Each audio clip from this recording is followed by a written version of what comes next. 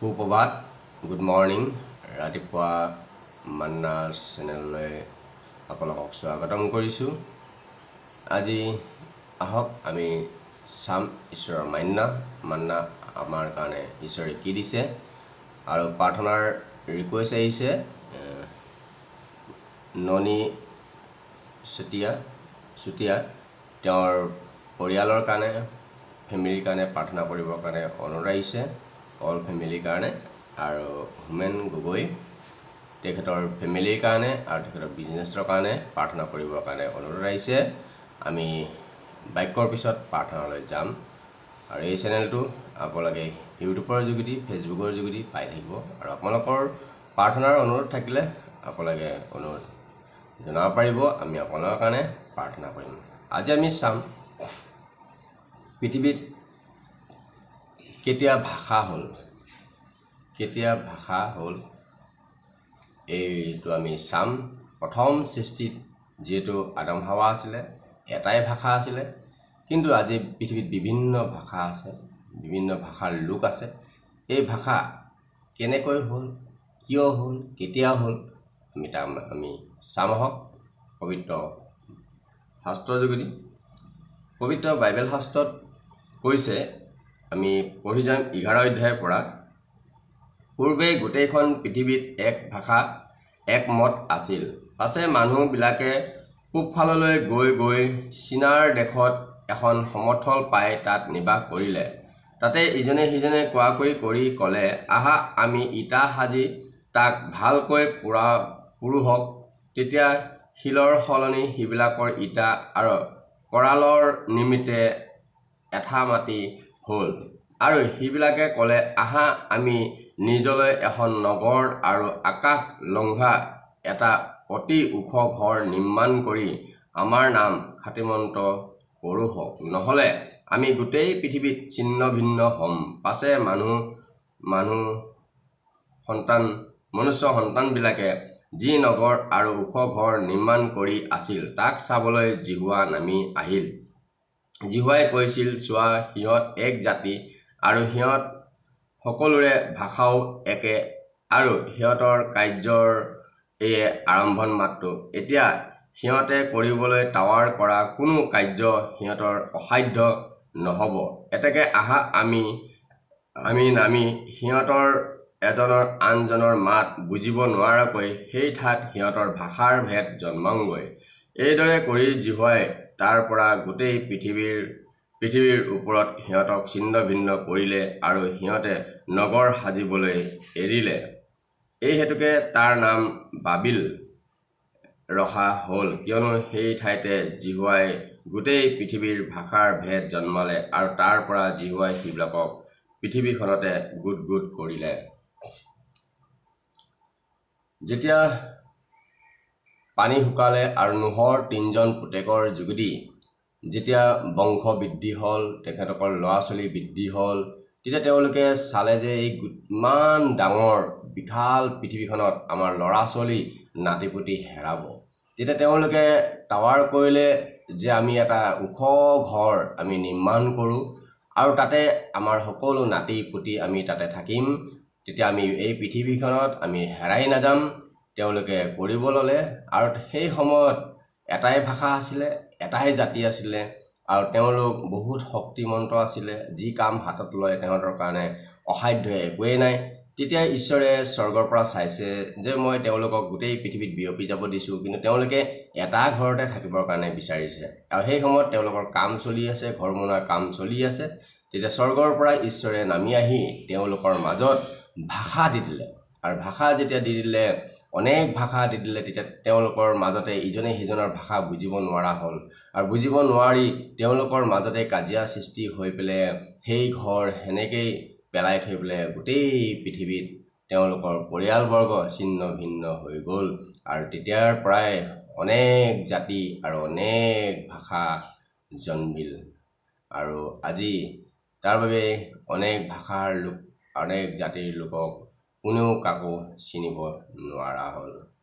যদি আমি প্ৰমাণস্বৰূপে চাওঁ যে আপোনাৰ দেউতাৰ নামটো আপুনি ক'ব পাৰিব, আপোনাৰ ককাৰ নামটো আপুনি ক'ব পাৰিব, ককাৰ দেউতাকৰ নামটো ক'ব পাৰিব, ককাৰ নামটো ক'ব পাৰিব, কিন্তু সেই ককাকৰ দেউতাকৰ নামটো যদি সোধা যায় তেতিয়া আপুনি সেইখিনিতেই ষ্টপ হৈ যাব। কাৰণ আমাৰ 3 পুৰুষ বা 4 পুৰুষলৈকেহে আমাৰ মনত থাকে, তাৰপিছত আমি হেৰাই যাওঁ। ঠিক তেনেদৰে সেই সময়তো তেওঁলোকৰ পৰিয়ালবৰ্গ সেনেকৈ হেৰাই গ'ল, ইজনে সিজনে মাত বুজিব নোৱাৰা হ'ল, কাৰণ কিয় ভাষা বেলেগ বেলেগ হৈ গ'ল, আৰু গোটেই পৃথিৱীতে আজি গোটেই মানৱ জাতি, গোটেই ভাষাৰ লোক, গোটেই জাতি বিয়পি গ'ল। মহান বাক্যৰ বাবে ঈশ্বৰক ধন্যবাদ দিছোঁ। এই বাক্যৰ যোগেদি আমি আজি গম পালোঁ যে ভাষা কেনেকৈ হ'ল, জাতি কেনেকৈ হ'ল। প্ৰথমতে সৃষ্টিতে এটাই জাতি আছিলে, এটাই ভাষা আছিলে, কিন্তু মানুহে ঈশ্বৰৰ আজ্ঞা নুশুনি পেলাই এটা ঘৰতেই থাকিবলৈ বিচৰাৰ কাৰণে তেওঁলোকক ঈশ্বৰে ভাষা দিবলৈ বাধ্য হ'ল। আৰু আজি আমি দেখিবলৈ পাইছোঁ পৃথিৱীত অনেক ভাষা জাতিৰ লোক আছে। ধন্যবাদ দিছোঁ সুন্দৰ বাক্য ঈশ্বৰে দিয়াৰ বাবে। বাক্য কওঁতা আৰু শুনোতাৰ মাজত আশীৰ্বাদ থাকক।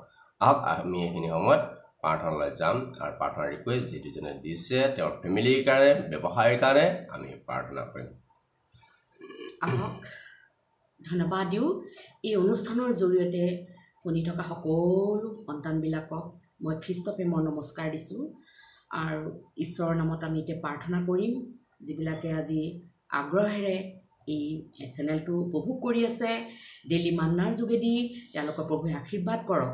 গতিকে প্ৰভুৱে জানে কাৰ জীৱনত কি দুখ কষ্ট সমস্যা অমংগলবিলাক আছে, তথাপিও আমি নম্ৰতাৰে প্ৰভুৰ ওচৰত যেতিয়া প্ৰাৰ্থনা কৰিম, প্ৰভু মৰমেল ঈশ্বৰ হয়, তেওঁ সকলোৰে প্ৰাৰ্থনা শুনে। আহক আমি সকলোৱে চকু মুদি প্ৰাৰ্থনা কৰিম। পবিত্ৰ পবিত্ৰ পবিত্ৰ সৰ্ব পৃথিৱীৰ সৃষ্টিকৰ্তা ঈশ্বৰ যি হোৱা, তোমাক আমি ধন্যবাদ দিওঁ। সৰ্বশক্তিমান সৰ্বজ্ঞানী অন্তৰ্যামী প্ৰভু, তোমাৰ ওচৰত আহিছোঁ পিতা।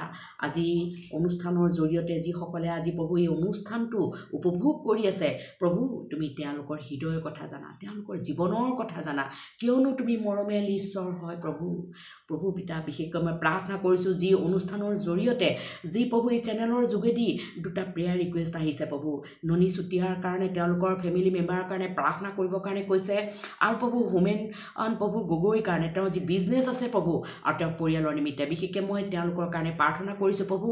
যি ননী চুতীয়াৰ পৰিয়ালৰ কাৰণে মই প্ৰাৰ্থনা, তেওঁলোকৰ জীৱনত তুমি আশীৰ্বাদ দান কৰা প্ৰভু। যদি বেমাৰত আছে, যদি দুখ কষ্ট সমস্যা আছে প্ৰভু, তুমি তেওঁলোকক সেই সকলোবিলাকৰ পৰা তুমি উদ্ধাৰ কৰি তেওঁলোকৰ পৰিয়ালৰ মাজত তুমি শান্তি দান কৰিবা, কিয়নো তুমি শান্তি আকৰ ঈশ্বৰ হয় পিতা। প্ৰভু তেওঁলোকৰ মাজত যেন সদায় একতা থাকে, প্ৰভু তেওঁলোকৰ মাজত সদায় যেন প্ৰভু বুজাবুজি থাকে, প্ৰভু তেওঁলোকক আশীৰ্বাদ কৰা পিতা। বিশেষকৈ মই প্ৰাৰ্থনা কৰিছোঁ হোমেন গগৈৰ কাৰণে, তেওঁলোকৰ যি বিজনেছ আছে প্ৰভু, মই নাজানো কি বিজনেছ কৰি আছে, কিন্তু তুমি হাতে কৰা কাৰ্য তুমি আশীৰ্বাদ কৰা, সেই ব্যৱসায়ৰ ওপৰত তুমি আশীৰ্বাদ কৰা প্ৰভু, তুমি তেওঁলোকৰ প্ৰভু ফলৱন্ত হ'বলৈ দিয়া পিতা। আৰু পৰিয়ালৰ নিমিত্তে মই প্ৰাৰ্থনা কৰিছোঁ, যদি কিবা দুখ আছে, যদি বেমাৰ আছে, কিবা যদি কষ্ট আছে, প্ৰভু সেইবিলাক সকলোৰ পৰা তুমি উদ্ধাৰ কৰা, কিয়নো তুমি উদ্ধাৰ কৰ্তা ঈশ্বৰ। মই তোমাৰ নামেৰে সেই পৰিয়ালবিলাকক ব্লেছ কৰি দিছোঁ পিতা। লগতে মই প্ৰাৰ্থনা কৰিছোঁ এই অনুষ্ঠানৰ জৰিয়তে চাই থকা সকলো সন্তানবিলাকৰ কাৰণে, প্ৰভু তেওঁলোকৰ প্ৰতিজনকে তুমি আশীৰ্বাদ কৰা পিতা পৰমেশ্বৰ। প্ৰভু তুমি কেতিয়াও নিৰ্দিষ্ট নোহোৱা ঈশ্বৰ, তুমি সদায় চাই আছা যি পৰিয়ালবিলাকত অমংগল আহিছে, যি পৰিয়ালত আজি দুখ কষ্ট সমস্যা আহিছে, যি পৰিয়ালত আজি ৰোগ ব্যাধিবোৰ আহিছে পিতা, প্ৰভু এই সকলোবিলাকৰ পৰা তেওঁলোকক তুমি দূৰ কৰা পিতা পৰমেশ্বৰ। প্ৰভু তোমাৰ নামেৰে মই ব্লেছ কৰি দিছোঁ, তোমাৰ নামেৰে মই আশীৰ্বাদ দিছোঁ, কিয়নো তুমি আশীৰ্বাদ দিওঁতা ঈশ্বৰ হয়। হালেলুয়া প্ৰভু। যিবিলাক আজি শিক্ষাৰ্থীবিলাকৰ জীৱনত তুমি আশীৰ্বাদ কৰা প্ৰভু, সৰুৰ পৰা ডাঙৰলৈকে প্ৰভু তেওঁলোকক তুমি আশীৰ্বাদ কৰা, স্কুল কলেজৰ প্ৰভু লাইফত তেওঁলোকক আশীৰ্বাদ কৰা, প্ৰটেকশ্যনত ৰাখা প্ৰভু, সুজ্ঞান বুদ্ধি দিয়া পিতা পৰমেশ্বৰ। পিতৃ মাতৃ অবাধ্য হ'বলৈ নিদিবা, পিতৃ মাতৃ প্ৰভু তেওঁলোকে প্ৰভু তুমি বাধ্যতা সন্তান বনোৱা পিতা পৰমেশ্বৰ। প্ৰভু বৃদ্ধবিলাকে প্ৰভু আজি তেওঁলোকৰ শৰীৰৰ পৰা শক্তিহীন হৈ গৈছে প্ৰভু, সেই বৃদ্ধবিলাকক তুমি শক্তি দান কৰা প্ৰভু। যিমান বিধৱাবিলাক আছে, যিমান অনাথবিলাক আছে প্ৰভু, তেওঁলোকক তুমি আশীৰ্বাদ কৰা প্ৰভু, কিয়নো তুমি তেওঁলোকৰ পিতৃ হোৱাৰ কাৰণে মই তোমাক ধন্যবাদ দিওঁ প্ৰভু। তেওঁলোকক তুমি আশীৰ্বাদ কৰিবা পিতা। বিশেষকৈ প্ৰভু যিবিলাকে আজি বাহিৰত চাকৰি কৰি আছে পিতা, প্ৰভু তেওঁলোকৰ ওপৰত তোমাৰ আশীৰ্বাদ আৰু প্ৰটেকশ্যন বিচাৰিছোঁ পিতৃলৰ প্ৰভু। যিবিলাকে আজি প্ৰভু বেমাৰত চটপটাই আছে প্ৰভু, প্ৰভু ICUত আছে পিতা, অপাৰেশ্যন থিয়েটাৰত আছে, অস্ত্ৰোপচাৰ চলি আছে প্ৰভু, প্ৰভু তুমি ডক্তৰ প্ৰভু, তুমি তেওঁলোকক সুস্থতা দান কৰা পিতা পৰমেশ্বৰ। যিমানবিলাকে আজি প্ৰভু প্ৰভু ৰোগ ব্যাধিবিলাক শৰীৰত লৈ ফুৰিছে পিতা পৰমেশ্বৰ, চিকিৎসা কৰিও সুফল পোৱা নাই, প্ৰভু তুমি তেওঁলোকক সুফল দিয়া পিতা পৰমেশ্বৰ যিবিলাকে টকা পইচাৰ অভাৱত প্ৰভু তেওঁলোকে চিকিৎসা কৰিব পৰা নাই তেওঁলোকৰ ওপৰতো তুমি আশীৰ্বাদ দান কৰা পিতা পৰমেশ্বৰ যিবিলাকে প্ৰভু উপযুক্ত পাত্ৰ পোৱা নাই প্ৰভু তেওঁলোকক উপযুক্ত পাত্ৰ দিয়া পিতা পৰমেশ্বৰ কিয়নো তুমি মিলনকাৰী ঈশ্বৰ হয় যিবিলাকে আজি বিবাহ পাশত আবদ্ধ হ'বলৈ গৈ আছে পিতা তেওঁলোকে সামাজিকভাৱে বিয়া কৰাবলৈ গৈ আছে টকা পইচা যোগাৰ কৰি দিবা দাম্পত্য জীৱনত আশীৰ্বাদ কৰিবা পিতা প্ৰভু বিশেষকৈ মই প্ৰাৰ্থনা কৰিছোঁ ৰজাসকলৰ কাৰণে পিতা পৰমেশ্বৰ আজি যি ভাৰতৰ প্ৰধানমন্ত্ৰী আছে নৰেন্দ্ৰ মোদী ৰাষ্ট্ৰপতি আছে দ্ৰুপদী মুৰ্মু এমএলএ এমপিবিলাকৰ কাৰণে অসমৰ মুখ্যমন্ত্ৰী হেমন্ত বিশ্ব শৰ্মাৰ কাৰণেও মই প্ৰাৰ্থনা কৰিছোঁ তেওঁলোকক প্ৰভু সুবুদ্ধি দিয়া আৰু লগতে লং লাইফ গুড হেল্থ দিয়া পিতা পৰমেশ্বৰ প্ৰভু কিয়নো প্ৰভু তুমি তেওঁলোকক ৰজা বনাইছা পিতা পৰমেশ্বৰ প্ৰভু দেশত যেন শান্তি থাকে পিতা সকলো ধৰ্মাৱলম্বী লোকসকলৰ মাজত সকলো জাতিৰ মাজত যেন প্ৰভু একতা দোলেৰে বান্ধা পিতা পৰমেশ্বৰ প্ৰভু প্ৰভু তুমি আশীৰ্বাদ দান কৰা পিতা পৰমেশ্বৰ কিয়নো তোমাৰ সকলো সন্তান তোমাৰ হাতৰ সৃষ্টি প্ৰভু লগতে পিতা মই প্ৰাৰ্থনা কৰিছোঁ যিবিলাকে প্ৰভু আজি জেলত আছে পিতা জেলত থকাবিলাকক আজাদ কৰি দিয়া পিতা পৰমেশ্বৰ প্ৰভু যিবিলাকে আজি প্ৰভু বানাক্ৰান্ত লোকসকলক তুমি আশীৰ্বাদ কৰা হেৰুৱাত প্ৰভু তেওঁলোকৰ সকলো সম্পত্তিবিলাক তুমি প্ৰভু তুমি উদ্ধাৰ কৰি দিয়া পিতা পৰমেশ্বৰ আৰু তেওঁলোকে হাতে কৰা কাৰ্যত আশীৰ্বাদ কৰা যিবিলাক খেতিয়ক আছে যিবিলাক সৰু সুৰা ব্যৱসায়বিলাক আছে যিবিলাক চাকৰি কৰি আছে তেওঁলোকৰ প্ৰত্যেকজনৰ তোমাৰ অনুগ্ৰহ দান কৰা কিয়নো তুমি কৃপালু ঈশ্বৰ হয় পিতা প্ৰভু বিশেষকৈ মই প্ৰাৰ্থনা কৰিছোঁ যিবিলাকৰ সন্তান নাই প্ৰভু গৰ্ভফল পুৰস্কাৰ তোমাৰ পৰা আহে পিতা আৰু সন্তানৰ আধিপত্য তোমাৰ পৰা হয় তেওঁলোকৰ সন্তানৰ পিতৃ মাতৃ হ'বৰ কাৰণে তুমি আশীৰ্বাদ কৰি দিয়া পিতা পৰমেশ্বৰ প্ৰভু যিমানবিলাকে আজি প্ৰভু পিতা ৰিহেবত আছে যিমান মানসিক বিকাৰগ্ৰস্ত লোকসকলক প্ৰভু তুমি আশীৰ্বাদ কৰা সুস্থ মস্তিষ্ক দিয়া পিতা পৰমেশ্বৰ যিমান নিচাযুক্ত সেৱন কৰি আছে প্ৰভু সেই নিচাযুক্ত সেৱন কৰি থকাবিলাকক তুমি উদ্ধাৰ কৰা পিতা পৰমেশ্বৰ অপতে কৈ থকাবিলাকক সৎ পথত লৈ আহা পিতা পৰমেশ্বৰ প্ৰভু আজি প্ৰভু তেওঁলোকৰ পৰিয়ালৰ পৰা বৰ্জিত প্ৰভু আৰু সমাজৰ পৰা বৰ্জিত তেওঁলোকক প্ৰভু তুমি আশীৰ্বাদ কৰা তোমাৰ নামে ব্লেছ কৰি দিছোঁ পিতা